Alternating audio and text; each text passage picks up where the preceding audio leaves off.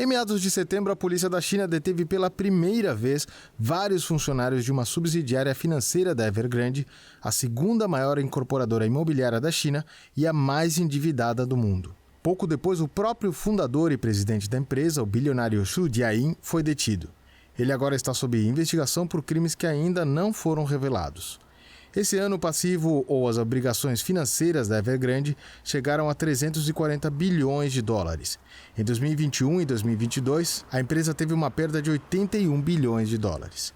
A maior incorporadora da China, a Country Garden, também deve anunciar uma das maiores reestruturações de dívidas do país por não ter sido capaz de cumprir obrigações de dívida offshore.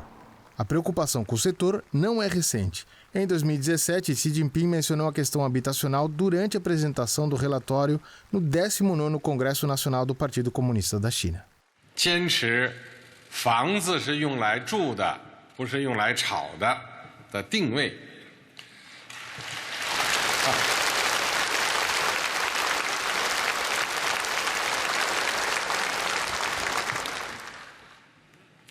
加快建立多主体供给、多渠道保障、租购并举的住房制度，让全体人民住有所居。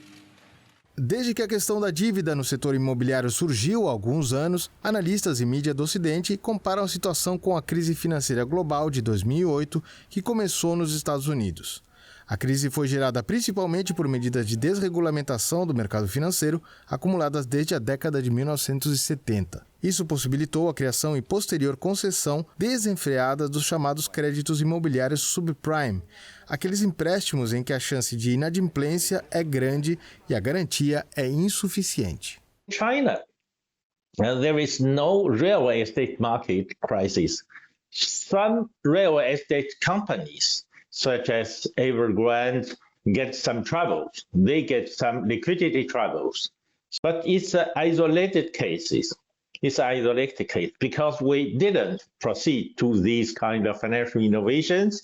So those credit loans are not being packaged with other funds to get to the market. Evergrande went bankrupt. It will be taken over by other financial institutions, and the crisis will be stopped there. So it's totally different.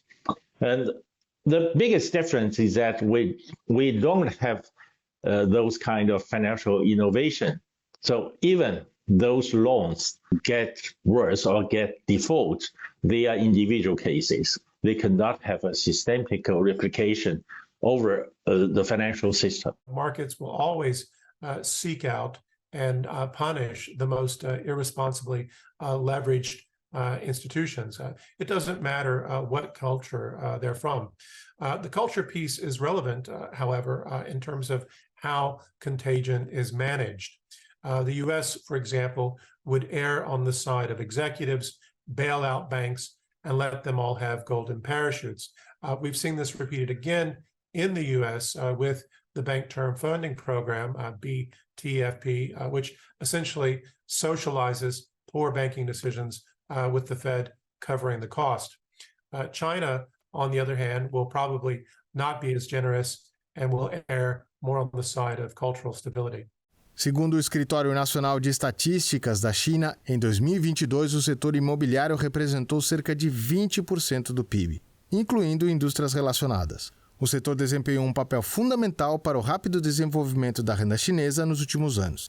Mas essa fase estaria acabando. Our GDP growth was brought down to some extent intentionally by Chinese leaders from 10% every year. The annual average growth was about 10% up until 2012. And then starting from 2013, they had brought down to 9%, 8%, 6%. And this year, it will be maintained to something like 5% or 5.5%. So we try to bring down the GDP growth to avoid the Chinese economy growth from derailing into a disaster. So we are aware that the housing market could become also a danger for Chinese economic growth. So we're shifting from our fast economic growth relied mainly on housing sector or housing market to a more, we call it new normal. To a new normal, the new normal is based on a moderate growth pace, but on better quality growth based upon technology innovation, and based upon renewable energy development, based upon all these new sectors. Additionally, we can say that overinvestment in one sector is always unhealthy. And in this case, with the property sector being overinvested, it carries opportunity costs for other sectors that need investment as China moves down the path of its next stage of national development, particularly as China faces investment restrictions increasingly from the United States, if not others.